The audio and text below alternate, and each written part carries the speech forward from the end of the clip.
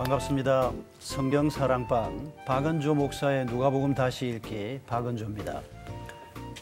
이제 오늘 다시 한 번 더 누가의 안내를 따라서 2000년 전 하나님께서 행하신 그 시절로 다시 한번 돌아가 보겠습니다. 여러분 지난 한 주간 동안 어떻게 지냈습니까? 또 지난 한 주간 동안 지난번에 우리가 나누었던 말씀 마음에 남아있는 거 있으면 한번 들어보십시다. 저는 먼저 이렇게 가장 떠오르는 단어가 거룩이라는 단어가 생각이 나요. 그래서 그때 구별된 삶으로 살아야 된다 그랬잖아요. 그래서 이제 제가 뭘 하면 구별된 삶을 살 수 있을까라는 생각을 해봤더니 기도 생활을 좀 더 열심히 해보자라는 마음을 먹게 됐어요. 그래서 기도 생활을 하는데 예전에는 좀 하나님을 못 믿어하고 막 이랬었다면은 다시 하나님을 믿고 의지하고 그러면서 그렇게 마음을 먹었더니 이 기도 제목이요. 하나하나씩 좀 이렇게 들어가는 거, 그러니까 하나님이 들어주시는 거, 그거를 좀 경험하게 됐어요. 참 감사드립니다. 저는 저번 주 말씀, 손님이 왕이다가 아닌 하나님이 왕이다 라는 말이 너무 많이 떠올랐고요. 그리고 하나님은 언제나 오르시다. 그래서 제가 일주일 내내 하나님은 오르시고 저는 아닙니다, 저는 틀렸습니다 하고 생각을 하다 보니까 제가 맞는 게 아무것도 없더라고요. 그래서 하나님이 항상 오르신 하나님 말씀대로 살아가려고 노력했습니다. 아멘. 감사합니다. 미연 씨는 어떻게 지냈습니까? 저는 이제 촬영하다가 현장에서 마음 지키기가 좀 쉽지 않았어요. 여러 가지 문제가 많고 계속 막 딜레이 되고. 근데 그래도 크리스찬으로서 어떻게 하면 현장에서 구별되게 살아내느냐, 그거 굉장히 고민하면서 근데 이번에는 조금 용기 있게 어떤 부분에 대해서 또 말도 하고 지적도 하고 했을 때 예전과 달리 조금 더 영향력 있는 그 느낌이 있어서 정말 하나님이 이렇게 높이실 때와 낮추실 때와 세우실 때와 또 이렇게 일하실 때가 있는 것 같다라는 생각이 들어서 화를 내기보다는 그 감정으로 이제 분을 내진 않았고 정말 구별된 거에 대해서 붙들려서 되게 말씀 묵상 도리어 더 많이 했던 것 같아요. 자, 이제 오늘도 누가복음 2장 말씀으로 한번 들어가 볼까요? 네.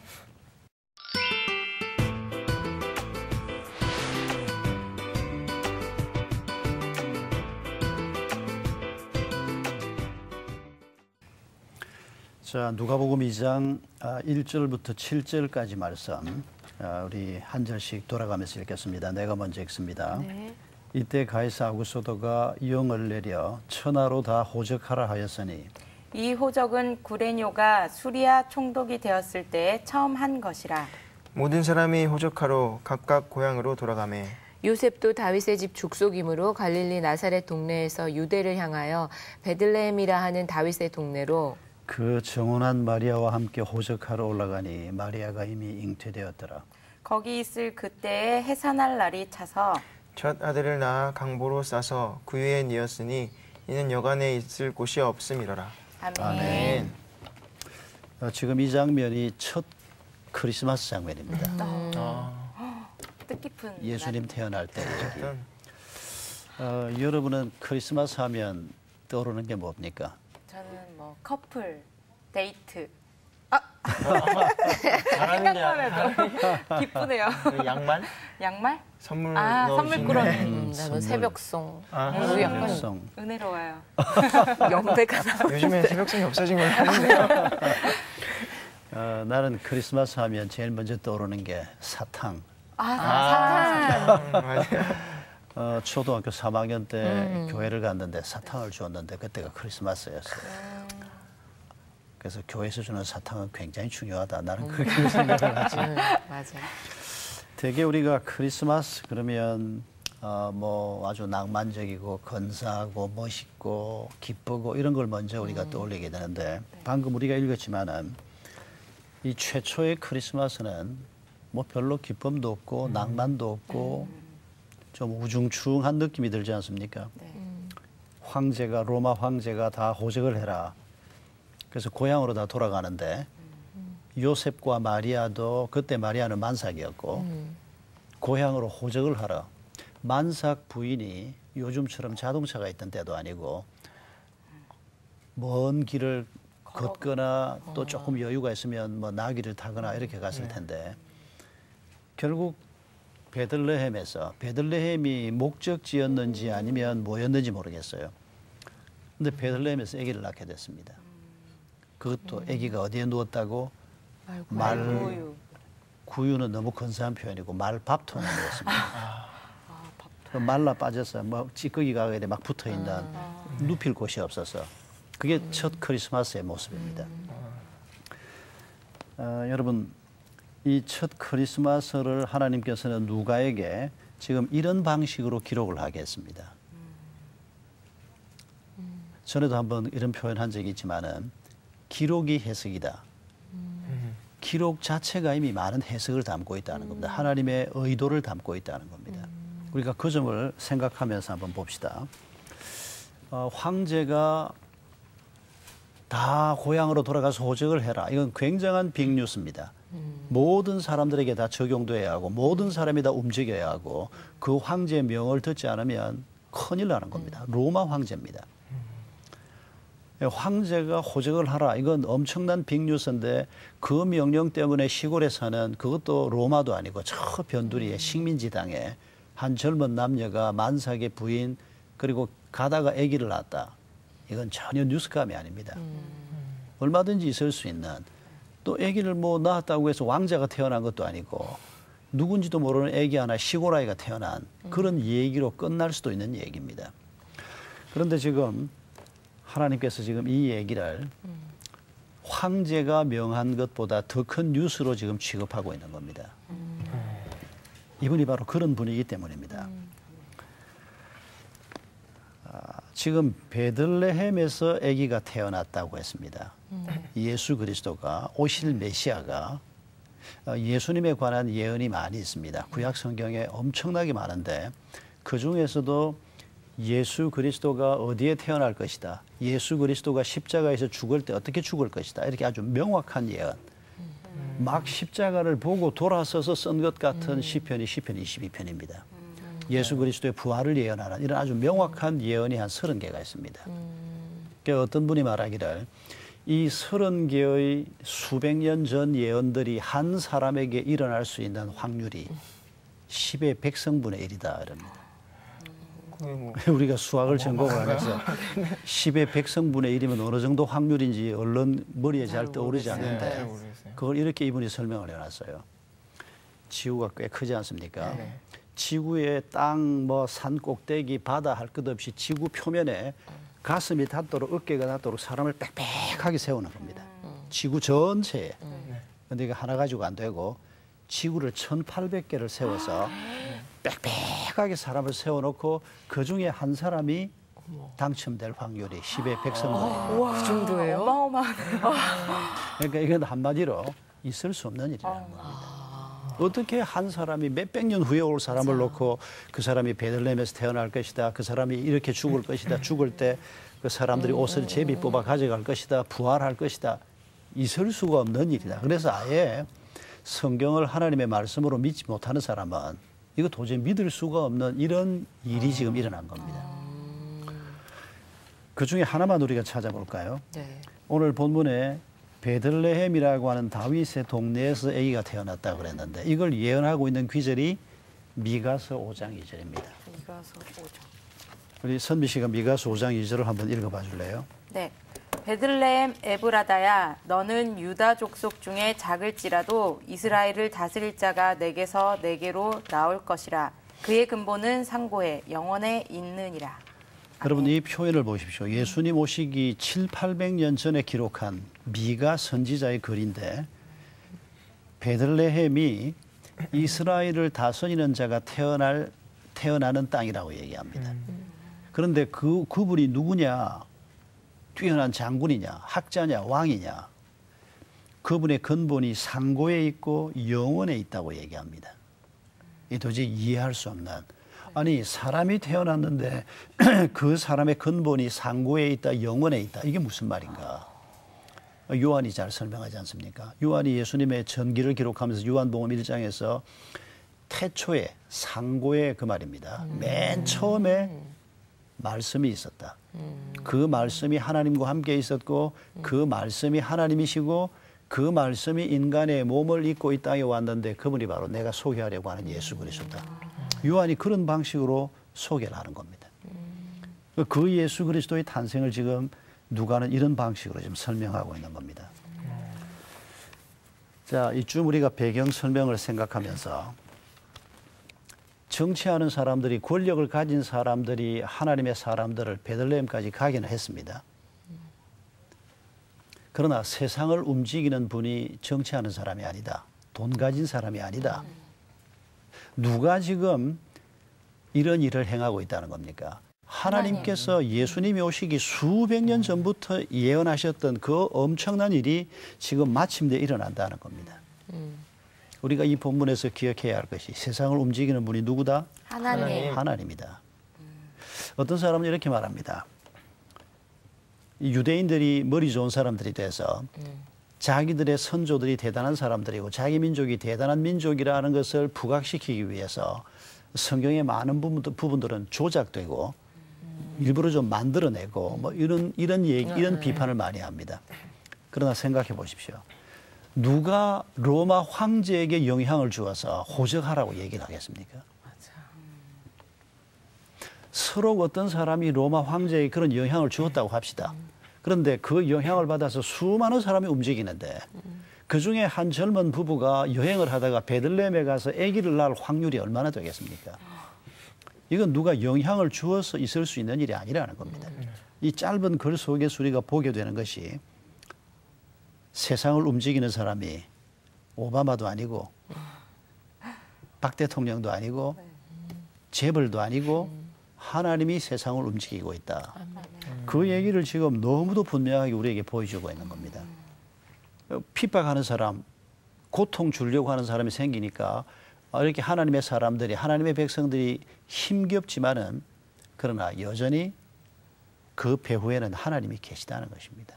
하나님께서 베들레헴까지 오게 하셨고 하나님께서 또 아기가 태어난 다음에 이 사람들을 애굽까지 내려가게 하시고 불편한 일이 많이 있지만은 그 불편 때문에 하나님이 행하고 계시는 모든 일을 우리가 보지 못하거나 또 보고도 그걸 부인하거나 또 보고도 우리가 순종하지 않거나 이게 오늘 우리의 문제라는 것입니다. 자, 마침내 아기가 태어났습니다. 그 태어난 곳 이름이 뭐라고요? 베들레헴. 이 베들레헴의 뜻이 뭔지 혹시 아시는 분 있습니까? 배둘레. 어렸을 때부터 그 유머잖아요. 이 베들레헴은 두 단어의 합성어입니다. 베이틀레헴이라는 단어인데 떡의 집이라는 뜻입니다. 그러니까 이걸 조금 어역을 하면 생명의 집이라는 뜻입니다. 묵지 않으면 다 죽으니까. 베들레헴이라는 도시가 옛날부터 있었습니다. 예수님이 태어나기 오래전부터. 이건 유다 지파에 속한 땅이고 다윗 집안에 속한 땅입니다. 그런데 예수님이 태어나는 곳이 베들레헴이다. 떡집이다. 생명의 집이다. 우리 예수님이 하나님께서 굉장히 유머러스하게 일을 풀어가는 걸 볼 수 있습니다. 이름을 미리 딱 그렇게 정해놓고 베들레헴에 많은 부자가 있었지만은 그 사람들 때문에 떡집이 되는 게 아닙니다. 왜냐하면 그 사람들은 안 나눠줍니다. 예수님이 아니고는 사람들에게 무엇을 나누어 주어서 생명을 살릴 수 있는 능력도 없습니다. 그러나 뭐 흉내라도 좀 내본다면 그 가난한 백성들을 위해서 내가 가진 걸 나누어 준다. 사람들이 그런 마음이 별로 없습니다. 부자가 있고 성주가 있고 다스리는 자들이 있지만은 그들이 있어도 베들레헴이라는 이름은 아무 의미 없는 이름이었습니다. 그런데 예수 그리스도가 그 성에서 태어날 때 예수 그리스도를 통해서 우리에게 주어지는 생명, 그것 때문에 그 성만 베들레헴이 되는 게 아니고 예수님이 계신 모든 곳, 예수 그리스도를 통해서 우리에게 주어지는 복음, 복음의 핵심은 십자가와 부활입니다. 십자가와 부활이 전해지고 그 복음을 받는 자가 있는 곳마다 생명이 일어나고 생명의 집이 되는 것입니다. 이렇게 태어난 아기를 보고 이제 예수라고 하라. 예수는 예수님이 태어날 때 처음 받은 아기 예수의 이름이 예수였습니다. 우리가 예수 그리스도라고 하는데 그리스도는 태어날 때 받은 이름이 아니고 메시아라고 하는 말의 그리스 번역입니다. 그러니까 하나님의 아들이라고 하면 그리스도라고 하는 예수님의 이름이 좀 더 적합한 이름이고 예수도 구원자라고 하는 문자적인 뜻은 있지만은 뭐 아기 때부터 이 이름으로 불리우는 겁니다. 인간 예수의 모습이 더 드러나는 이름이 예수라는 이름입니다. 그래서 예수 그리스도라고 할 때 이 땅에 인간의 몸을 입고 왔지만은 하나님의 아들로서 메시아로서 죄를 속하는 자로서 생명을 주는 자로서 이 이름 속에 들어있는 예수 그리스도에 관한 이런 표현이 함께 담겨 있는 것입니다. 어떻게 하면 우리가 살고 있는 집이 외로운 집이 아니고 불행한 집이 아니고 생명의 집이 될 수 있을까요? 여럿이 오붓하게 모여 살면 좀 즐겁지 않을까요? 그 안에? 예, 그것도 아주 중요한 평화의 요건입니다. 네. 그런데 그중에 좀 더 핵심이 되는 건 뭡니까? 사랑. 아닌가? 오케이. 네. 집에 진정한 떡이 있어야 되지 않을까요? 오. 어우. 오, 좋은데요? 진정한 떡, 진정한 네. 사람. 생명. 그게 어디에서 나온다고? 예수 그리스도. 예수 그리스도에게서. 그러니까 우리가 신앙생활을 하면서도 예수 그리스도를 놓치고 생각할 때가 많아요. 네. 예수 그리스도가 중요할까요? 예수 그리스도가 주는 사랑, 생명, 선물이 중요할까요? 예수 예수 그리스도. 그리스도. 말할 것도 없죠. 아직 결혼들을 안 했으니까 결혼한 입장에서 생각을 해보면 네. 남편이 주는 선물이 중요할까요? 남편이 중요할까요? 남편. 남편이 중요하겠죠? 아내가 맛있게 끓여주는 김치찌개가 중요할까요? 아내가 중요할까요? 아내. 당근이죠. 그런데 이걸 우리가 잊어버리는 겁니다. 신앙생활을 하면서도 성경을 읽으면서도 하나님께서 우리에게 주는 예수 그리스도께서 우리에게 주는 떡, 생명, 사랑, 위로, 평화 이건 아주 소중한 것들입니다. 그래서 우리가 우리 집이 생명의 집이 되려고 하면 가족들이 화합해야 되고 사랑해야 되고 돈도 좀 있어야 되고 건강도 있어야 되고 그런데 그게 만약에 예수가 없다면 그건 아무것도 아닌 게 되고 마는 겁니다. 항상 예수 그리스도 안에서 예수님이 공급하시는 것들을 내 욕심만큼이 아니고 하나님이 주시는 만큼 그것도 하나님의 때에 그것도 하나님의 방법으로 근데 이걸 우리는 내가 원하는 만큼 내가 원하는 때에 내 방법으로 그럼 하나님이 뭐라 그럴 것 같습니까? 네가 하나님 해라. 이게 인간이 가지고 있는 교만입니다. 신앙생활을 하면서도 우리가 끊임없이 하나님과의 관계에서 우리 마음을 내려놓지를 못하니까 결국 하나님을 하나님으로 인정하는 게 아니고 내가 자꾸 하나님 노릇을 하게 되는 부부관계에서도 마찬가지고 결혼 문제를 놓고도 마찬가지고 자식을 키우는 일에서도 마찬가지고 돈을 버는 일에서도 마찬가지고 그래서 내려놓음이라고 하는 것이 그렇게 중요하다는 거죠. 로마의 황제가 세상을 움직이는 게 아니라는 겁니다. 네. 그럼 왕관도 내려놓아야 되고 어떤 재벌이 세상을 움직이는 게 아니라는 겁니다. 돈이 중요하지 않다는 뜻이 아닙니다. 돈을 사랑하지 말라는 거죠. 돈은 사랑의 대상이 아니고 숭배의 대상이 아니고 필요하면 그냥 하나님이 주셔서 쓰는 것일 뿐이고 우리에게 오직 숭배의 대상은 바로 하나님 한 분뿐이라는 겁니다. 그분의 아들로서 예수 그리스도가 왔다는 겁니다. 이 사실을 우리가 다시 한번 기억하면서 누가복음 1장 31절은 우리가 이미 읽은 규절인데 그 규절에서 예수님의 오심에 관한 얘기를 하면서 자 누가복음 1장 31절을 우리 미연자매가 한번 찾아서 읽어봐 주시겠습니까? 여기에서 예수님에 관한 중요한 얘기가 하나 나옵니다. 누가복음 1장 31절 보라 네가 잉태하여 아들을 낳으리니 그 이름을 예수라 하라. 예, 계속해서 한 절 더 그가 읽어주십시오. 큰 자가 되고 지극히 높으신 이의 아들이라 일컬어질 것이요 주 하나님께서 그 조상 다윗의 왕위를 그에게 주시리니 영원히 야곱의 집을 왕으로 다스리실 것이며 그 나라가 무궁하리라. 마리아가 천사에게 말하되 나는 남자를 알지 못하니 어찌 이 일이 있으리이까. 천사가 거기까지만. 대답하여 여러분 그 규절에서 예수님을 큰 자가 되고라고 말했습니다. 네. 네. 그리고 지극히 높으신 이의 아들이라 일컬음을 받을 것이고 그리고 그 조상 다윗의 왕위를 저에게 주실 것이고 그리고 그 다음 규절을 보십시다. 영원히 야곱의 집에 왕노릇할 것이다. 야곱의 집이 누굽니까? 어느 족속입니까? 아브람. 아브라함의 집안 아닙니까? 야곱의 12아들이 12지파가 되지 않습니까? 지금 유대인들을 두고 하는 얘기죠. 네. 예수님이 지금 유대인들의 왕노릇을 하고 있습니까? 지금 아니. 유대인들이 예수님을 왕으로 생각할까요? 아니요. 전혀 그렇지 않지 않습니까? 그런데 하나님께서는 말씀하시기를 이 태어나는 아기 예수를 두고 야곱의 집에 영원히 왕노릇 하실 것이다. 자, 이 질문과 함께 또 이런 질문도 생각해 봅시다. 우리가 야곱 집에 속했습니까? 네. 어떻게 해요? 예수님 예수 믿어서. 그리스도로 인해서. 우리는 유대인 아닌데. 저번에 말씀해 주셨는데 아브라함의 자손이네.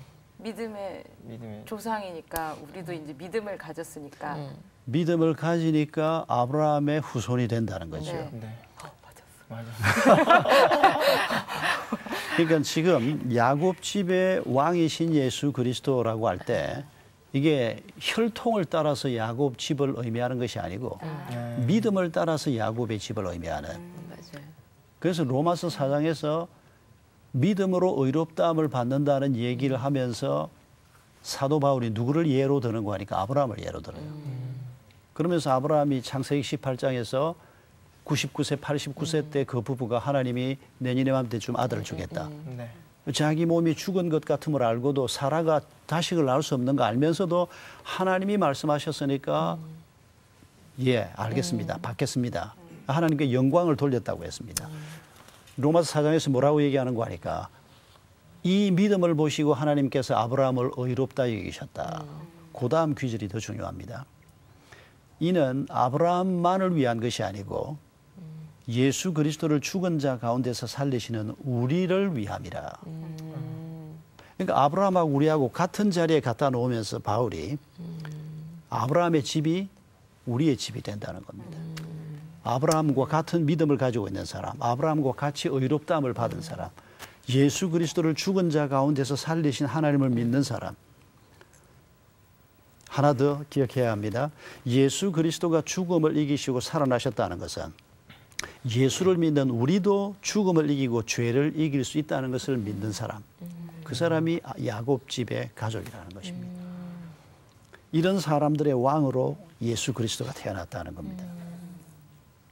예수 그리스도가 이렇게 오신 것처럼 우리도 예수 그리스도를 통해서 세상에서 이루어질 평화, 세상에 만들어질 하나님의 나라를 전하는 자가 되도록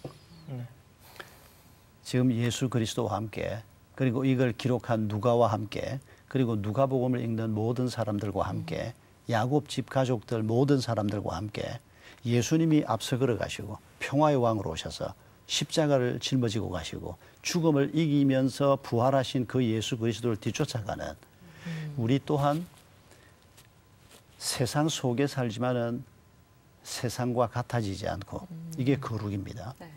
구별됨입니다. 우리 주님의 뒤를 함께 따라간다는 것입니다. 예수님의 오심을 두고 어떤 분이 이렇게 말했습니다. 누군지 한번 짐작해 보십시오. 누구보다 부유한 분이었지만은 우리를 부유하게 하기 위해서 스스로 가난해지신 분이 예수 그리스도다.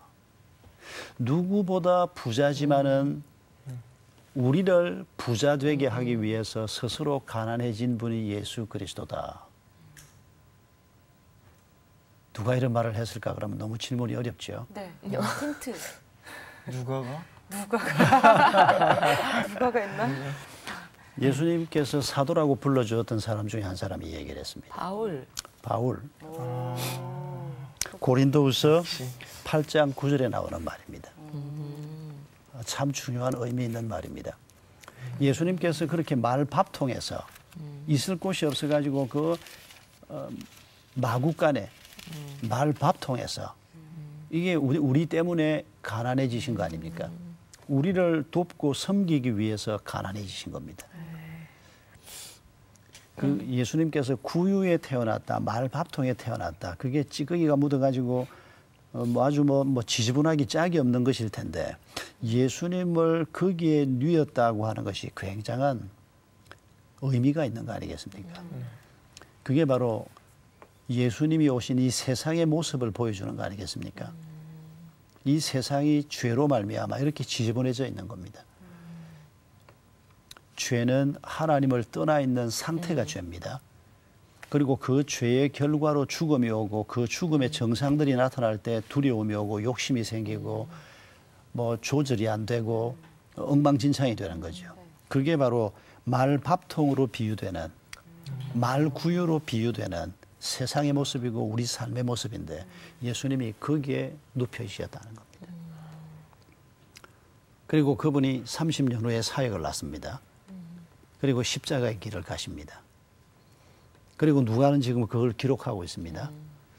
이 누가가 예수님이 걸어가신 길을 함께 가면서 사도 바울을 모시고 함께 선교 여행을 떠납니다. 주치의로. 이 역사가 2000년 동안 이어져 온 겁니다. 오늘 우리에게까지 온 겁니다.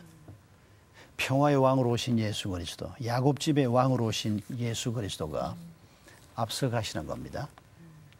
세월이 2000년 지났지만 수많은 사람들이 그 뒤를 이어서 계속 길을 걸어간 것처럼 오늘 우리도 같은 길을 걸어가는 겁니다. 이게 거룩의 길이라는 겁니다.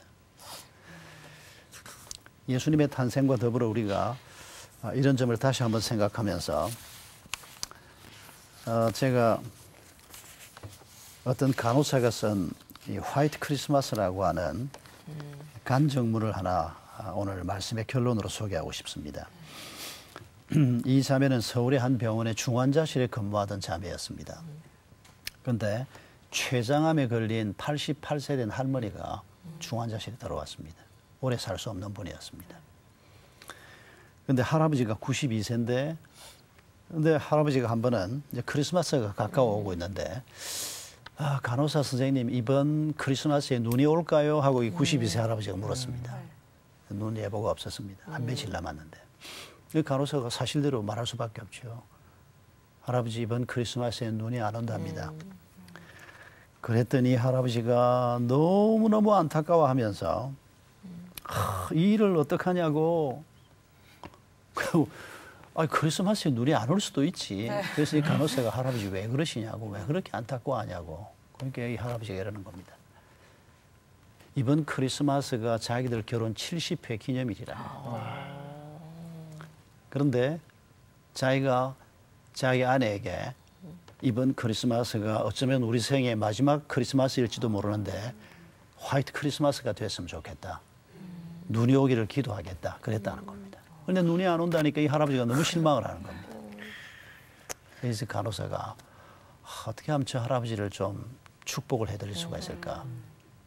자기 오빠가 서울 근교에 스키장에서 근무를 하고 있었습니다. 그렇게 돼. 이 오빠한테 부탁을 해가지고 스키장에서 쓰는 인공 눈 있지 않습니까? 그걸 싣고 와가지고 그해 크리스마스에 중환자실 창문 앞에서 인공 눈을 뿌리고 감동적이다 진짜. 그 안쪽에서 92세 할아버지하고 88세 할머니가 70회 결혼 기념일을 기뻐하면서 화이트 크리스마스를 보낸 겁니다. 좋으셨겠다. 감동이네요. 그 자매가 보여준 그 헌신, 사랑 참 잊혀지지가 않아요. 아마 그해 크리스마스에 하나님께서 이 지구를 내려다 보시다가 가장 이 마음을 기울여서 보신 곳이 그 병원 중환자실 뜰 앞이었을 것입니다. 거기가 떡집이 된 겁니다. 거기가 생명의 집이 된 겁니다.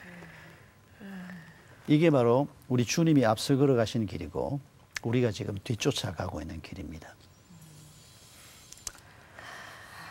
마음이 따뜻해지네요. 힘내시네요. 붓고 치징. 예수 그리스도가 오셨다는 누가의 기록의 의미가 바로 이런 것들입니다. 하나님이 세상을 움직이신다. 황제가 아니다. 그런데 그 하나님이 어떻게 세상을 움직이고 다스리나?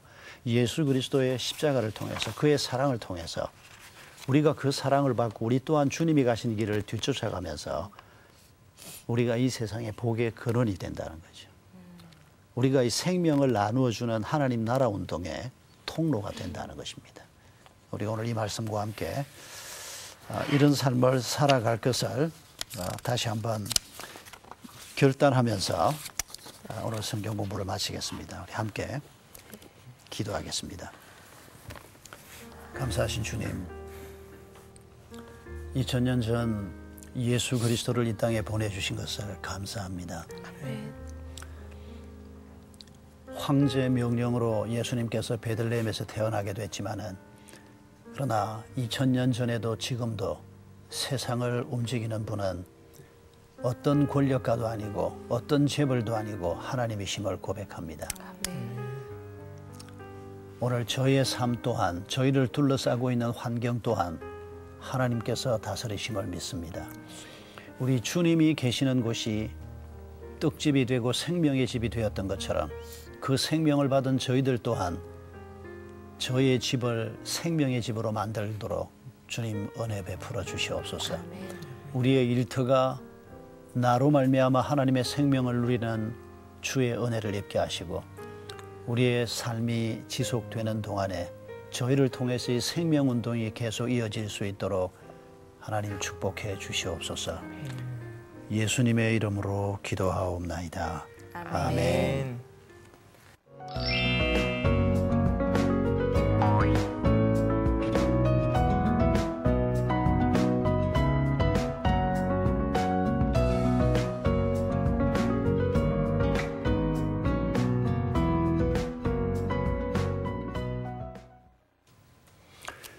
시청자 여러분, 오늘 함께해 주셔서 감사합니다. 예수님이 이 땅에 오신 그 성탄의 의미를 우리 모두 마음에 담으면서 또 한 주간 떡집이었던 예수님이 계셨던 베들레헴을 기억하면서 여러분의 가정이 생명의 집이 되기를 바랍니다. 우리의 삶의 장소마다 예수 그리스도의 생명으로 넘쳐나는 축복이 있기를 바랍니다. 감사합니다. 다음 주에 뵙겠습니다. 감사합니다. 수고하셨습니다.